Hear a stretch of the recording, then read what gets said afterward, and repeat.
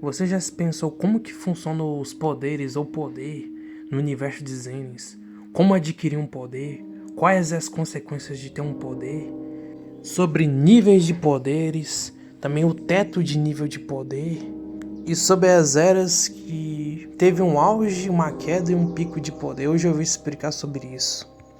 Primeiramente, irei falar o significado do poder. No primeiro significado que eu pesquisei, ter poder sobre algum objeto, pessoa, poder político, poder religioso, ou poder espiritual e etc. Segundo significado, ter habilidade sobre-humana, tipo um super-herói.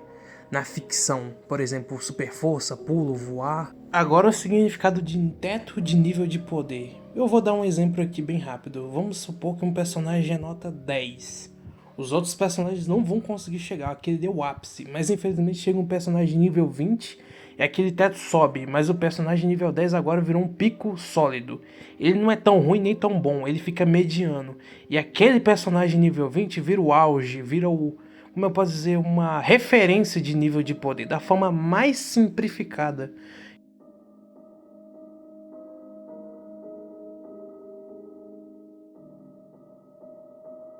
E se você acha que o primeiro teto de poder foi na Miyabi, está completamente errado, porque com as minhas pesquisas assim sobre o passado de Zenith, o primeiro teto de poder foi os antigos Caçadores do Vazio. E com todos os feitos, demonstração de poder, e eu considero que há 11 anos atrás, na era dos antigos Caçadores do Vazio, foi o primeiro teto de nível de poder no universo de Zenith. Ou também não, vai depender muito de cada um, mas eu acredito que foi o primeiro teto.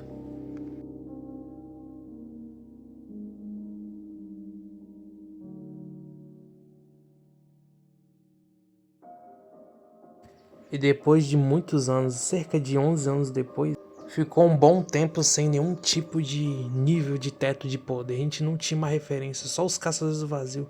Mas com a atual era, vamos colocar 1.0, a gente começou a ter Tubaroa, ou Joy, Zuhuan, Jinidoi.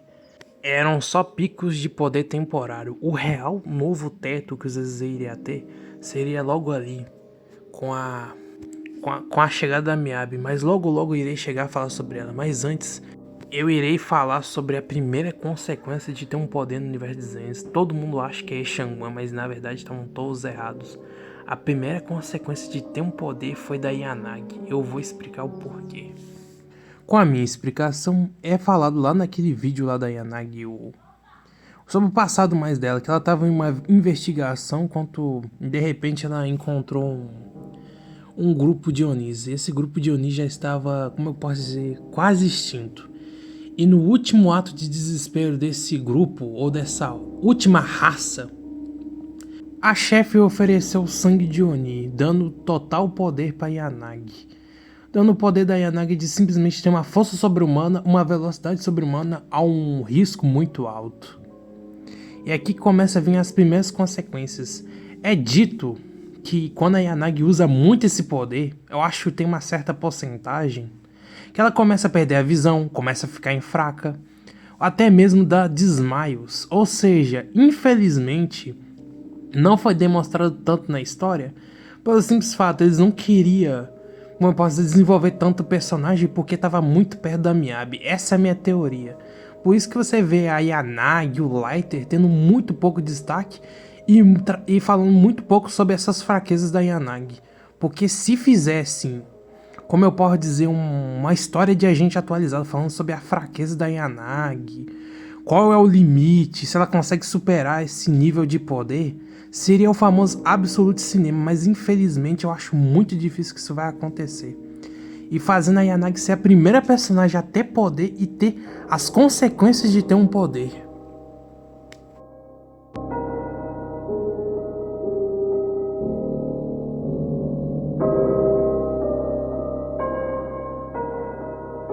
E agora, depois de muito tempo, chegou a 1.4.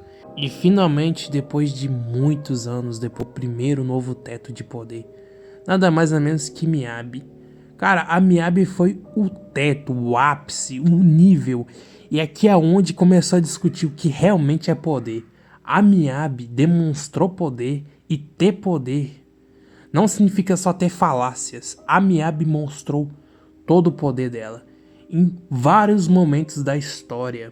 E mesmo chegando personagens novos, não chegava ou não passava o teto que a Miyabi construiu.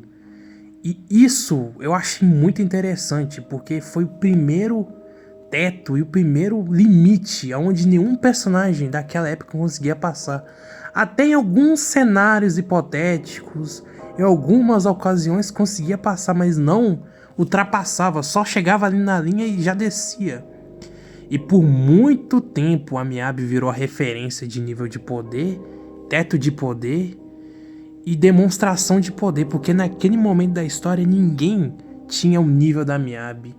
A Miyabi sozinha conseguiu derrotar um chefe. Cara, imagina só. Cara, eu não precisava nem dos procs estar ali, cara. Só a Miyabi ter chegado já teria eliminado o chefe sem ajuda de ninguém. Pra você ver o nível que a personagem já tava, cara. E por muito pouco lá no passado ela não derrotou aquele bicho gigante. Mas nem tudo foi flores e o teto de nível de poder ficou muito tempo com a Miyabi. Isso gerou consequências aqui nos animes, porque só tinha comparação com a Miyabi. E chegando a um ponto naquela época que ficou até chato. Toda hora você Miyabi, você passava um endgame de Miyabi. A consequência não foi na história em si, mas foi no próprio jogo, aonde você não queria pegar mais nenhum boneco e as pessoas tinham a desculpa: não vou pegar DPS de gelo que eu já tenho a Miyabi. E isso foi, eu vou ser sincero, foi a pior era, uma era muito chata. Por mais que a Miyabi fosse forte, você sentia a falta de pegar os bonecos novos.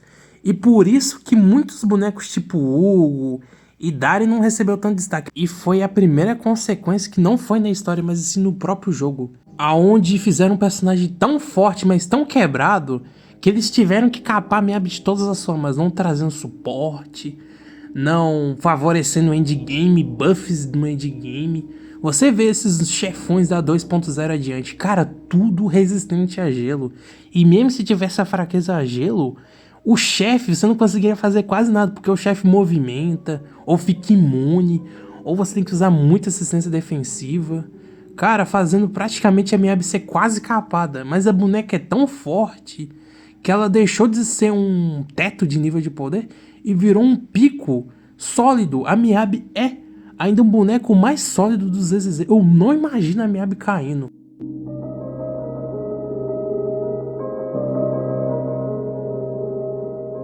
E mesmo com as dificuldades no endgame, a Miyabi ainda continuava como o pico, o teto, o ápice dos ZZZ. Mas infelizmente chegou a classe destruidora com o único objetivo de fazer um novo teto.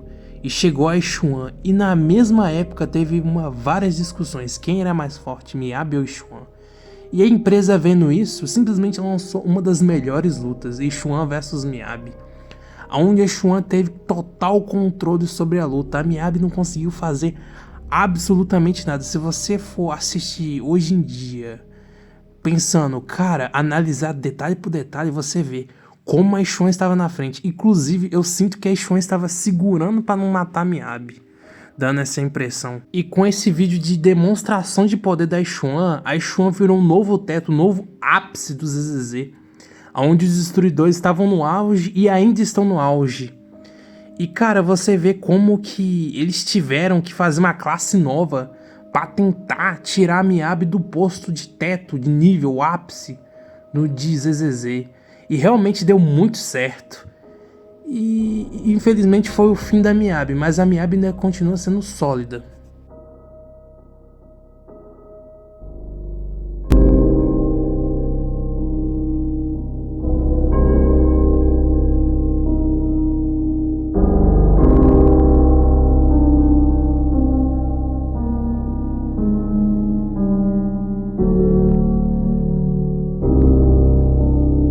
Mas infelizmente o teto e o reinado da Xuan infelizmente foram substituídos.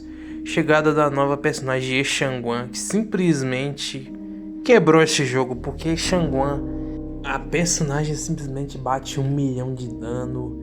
E aonde realmente há consequências de ter um poder, porque, explicando resumidamente, Xiangguan, infelizmente na infância dela, ela foi escolhida para ser a portadora da espada. E essa espada permite o portador ter um poder inimaginável de destruição, mas em consequência você perde um pedaço de si, ou seja, um pedaço das suas memórias. E aí Shangguan, quando tá na forma de espada, a famosa forma branca, ela meio que adquire uma nova personalidade. Não é a personalidade dela, mas sim a personalidade da espada, onde ela fica com mais atitude, fica mais manevolente. Cara, ela praticamente vira outra personagem. Se pela primeira vez nos dizer o primeiro conceito de transformação. No jogo não tem nenhum personagem que é considerado transformação. Cara, até tem a Evelyn, mas aquilo ali eu não chamo de transformação. Só tacar a capa e falar que a transformação não é. Ela realmente é uma transformação, a personagem muda por inteiro. A cor, os poderes, a personalidade, ela muda inteirinha.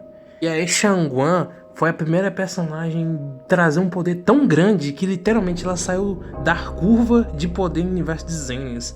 Porque, cara, até agora a gente nunca tinha visto uma personagem tão poderosa assim, tipo a Miyabi, a Xuan, cara, não chegava nem aos pés da Shangguan. Pode ser que a Xuan seja mais forte que a Shangguan, aí eu vou ter que fazer um outro vídeo de análise. A Shangguan é muito forte, cara. É quase nível de um deus no universo de Zenith. Eu tenho medo dos próximos personagens. Se a Shangguan é poderosa, imagina os personagens da 3.0. E aqui que a gente vai começar a ver, na verdade, é a porta de início pra gente ver poderes de verdade no universo de Zenith. E eu falo poderes onde você tem um alto poder e extremas consequências. Imagina um personagem que vai usar o poder todo e, sei lá, perde um braço. Cara, aqui que é onde começam as reais consequências. Inclusive, se a Shangguan usar muita espada, ela praticamente vira um vegetal.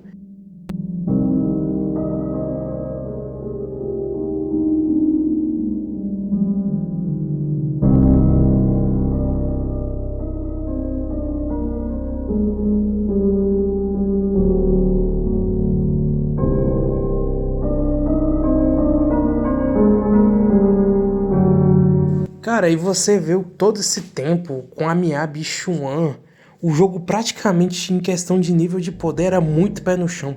E com a Shangguan praticamente mudou isso tudo, porque com a Shangguan trouxe poder de verdade e consequências. Tipo, o jogo sempre trabalha isso. Se a Shangguan usar muita espada, ela vai perdendo as memórias. A gente tendo que ir atrás para recuperar as memórias. Tipo, trazendo waifuísmo, você se importar com a personagem, dar profundidade, trabalhar muito mais a personagem, demonstração de poder constante que a Shangguan teve. E com tudo isso eu espero que na 3.0 eles tragam poderes e ao mesmo tempo trazem consequências, porque o ZZ realmente estava precisando disso. E só trazer o personagem puro e trazer por força mesmo e depois o jogo ter que capar, eu acho um desperdício. É melhor fazer um personagem que tem profundidade e desenvolvimento. E já respondendo as outras pessoas falando que eu tô puxando o saco da Shangguan, cara, vamos ser sinceros, a Shangguan recebeu um destaque devido. Cara, a todo momento a gente tá do lado dela, ela tem vários diálogos com a gente, toma café, praticamente é um dos personagens bem desenvolvidos de todos os ZZ. Eles realmente aprenderam com os erros. Em vez de trazer o personagem superficialmente, só trazer um momento de conversa e um momento épico, eles perceberam que a história do ZZ estava faltando um meio. Esse meio era um momento de descontração que não estava tendo e não estava sendo tão explorado. Aqui tem um começo, meio e fim. Você sente isso jogando. Mesmo o cara esquipando e não lendo nenhum diálogo, o cara sente que o modo história agora tem um início, meio e fim que estava faltando no ZZZ. E cara, na moral mesmo, quando elogiar, tem que elogiar. Na hora de criticar, tem que criticar.